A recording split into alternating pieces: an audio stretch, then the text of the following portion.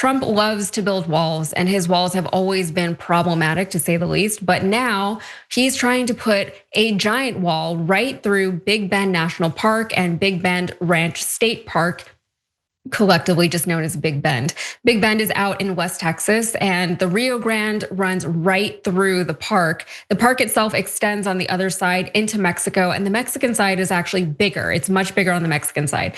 Big Bend is a place where Texans and anyone in the country can go to truly just be immersed in nature and see the stars. But Trump has no respect for anything natural or beautiful. And so he wants to destroy all of that. What does Big Bend need? It needs stadium lighting all night long. That sounds good. So as independent journalist Wes Seiler put it, we're talking about building 150 miles of wall in a national park, staging areas, roads, heavy equipment, explosions, blasting rock. The footprint of all of this is going to be massive. Also, you have migration paths are going to be interrupted, light and noise pollution constantly all through the night, actual pollution, etc. This is so upsetting for so many different reasons. There's the obvious impacts to the environment. There's the cost to taxpayers. There is all of the hateful politics and propaganda used to justify the building of this wall and more. And even MAGA Republicans are mad about this. And before you ask, no, people are not illegally crossing the border through this park. It's incredibly remote. Access to water is very difficult. There are literal canyons everywhere. It would be a very, very treacherous journey to try and cross the border through Big Bend. And as I said, there's an even bigger park on the Mexican side that they would have to get through first before they would even approach the border. It just doesn't happen. And even if it did happen, it wouldn't happen nearly often enough to justify putting a wall through what's supposed to be protected wildlife. And speaking of, yes, it is supposed to be protected wildlife. In fact, it's already so protected that in order to get this wall built, the Department of Homeland Security had to waive 28 laws in order to fast track the project, putting everyone into a tailspin, including the Endangered Species Act, the National Environmental Policy Act, the National Historic Preservation Act, the Clean Water Act, the Clean Air Act, the Migratory Bird Conservation Act, the Wild and Scenic Rivers Act, the Historic Sites, Buildings, and Antiquities Act, and more. They're also claiming eminent domain to seize property in adjacent areas for the wall. But they can do that for a wall, but they can't seem to put a train between here and Austin, Texas for me, can they? We've been waiting for a train for decades, but they keep saying, ugh, there's property there. All of this has also moved so quickly that Texans, we can't even get our heads around anything that's been happening. And it's been like this for the last 2 weeks. So let me see. Yeah, people are saying it's been a big shock and people are reeling. And that's from Bob Crewmanacre, a former superintendent of Big Bend National Park and a member of Keep Big Bend Wild, a small advocacy group. There's nothing more destructive to the wildness of Big Bend National Park than a border wall.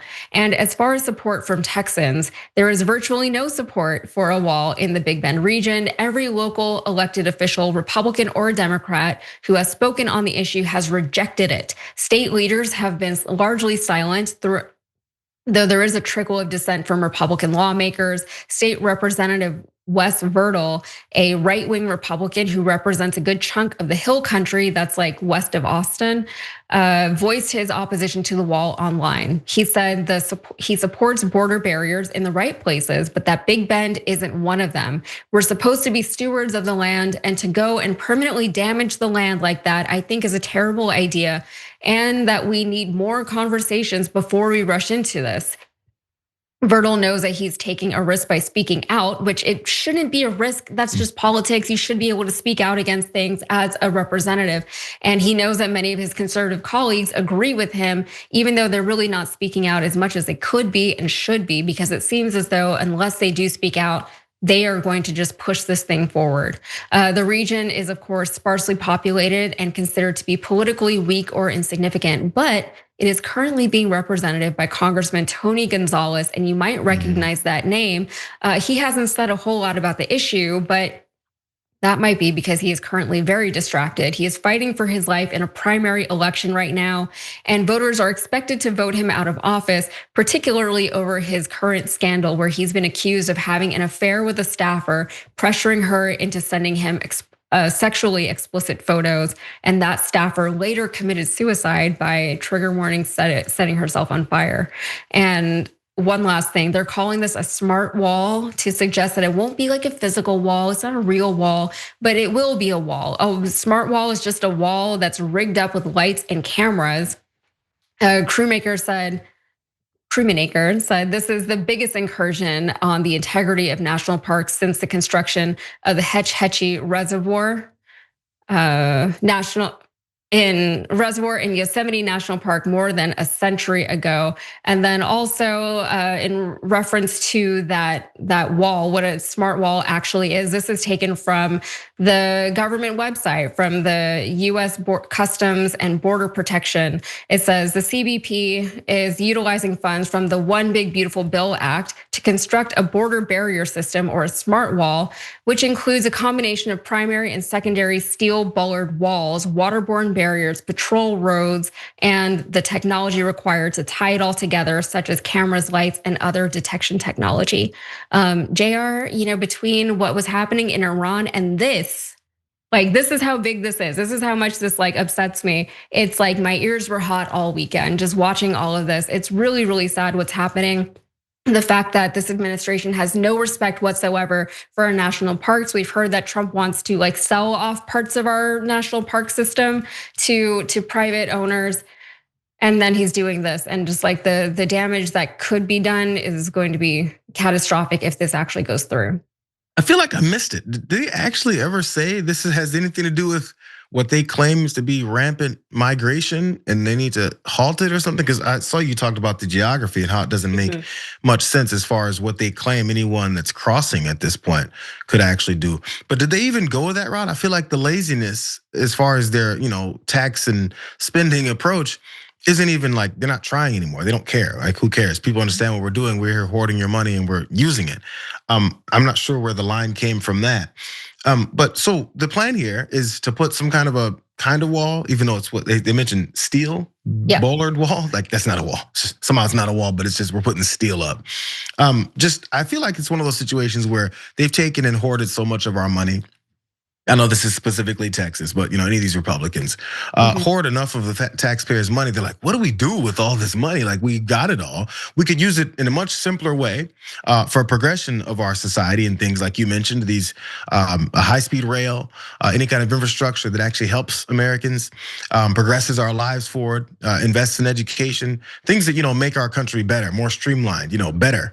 But the thing is that there's so much purposeful destruction and hatred and violence with this administration. They work that hard. They put a lot of thought and energy into literally destroying things. And if you think about it, you'll remember how many times they claim anyone that opposes them is looking to destroy this country, looking to peel it apart, looking to take it down, looking to make sure it doesn't exist anymore, when it's literally everything that they're doing. To this few 12 to 15 billionaires can be the ones that live, and then everyone else can be their servants. And then they claim that they're all the worst people for being in these positions. It's a part of a broader scale plan.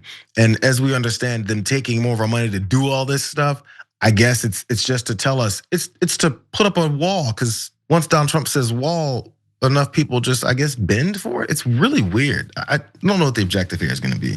Yeah, so just one last point on this. There's a reporter, Sam Karras, and he worked for the Big Bend Sentinel, and he was responding. Some people in support of the wall are saying it's a national park, so the feds have the right to do whatever they want with it, even though, again, they had to waive 28 laws and regulations to do it. But Sam pointed out that the feds eminent domain ranchers out of their land 80 years ago to create the park with the promise that the land would be forever available to US citizens for use. And 100% of those families that Sam has spoken to oppose the wall because it would block what was once theirs from the public. So it's the eminent domain, they took it from private. They took the property from private owners in the first place to create the park, and now they're taking it from the public. And it's just what is happening, And it also reminds me of in Rent, the musical, in La Vie Boheme, whenever there's a line in there, it says the opposite of war isn't peace, it's creation. And that's, I don't know, I've been thinking about that. It's been stuck in my head all day. That popped into my head. But anyway, I can go on about this. I've ever seen Rent. Yeah. I mean, like, don't watch the movie. If you see the stage show, that's fun. I have a lot of thoughts on Rent, and we can talk about that later. With the cost of everything going up, here at TYT, we're always trying to help you guys out and save you some money. Your cell phone bill is the last place you should be getting ripped off. But if you're with Verizon or AT&T, chances are you're way overpaying for the plan you're on. That's why TYT is teaming up with Noble Mobile, the only cell phone plan that pays you to use your phone less. With their Noble plan, get unlimited data for only $50 a month. But the real game changer is the cash back you get for your unused data. The less data you use, the more cash back you get. It's a win-win. Stop letting big wireless rip you off. Choose a company that aligns with your values and isn't trying to milk you for every last cent. And by switching to Noble, you're directly supporting TYT in our mission of bringing you honest, independent news. So give Noble a try and make the switch today. Scan the QR code on the screen now or visit go.tyt.com/plan. That's go.tyt.com/plan.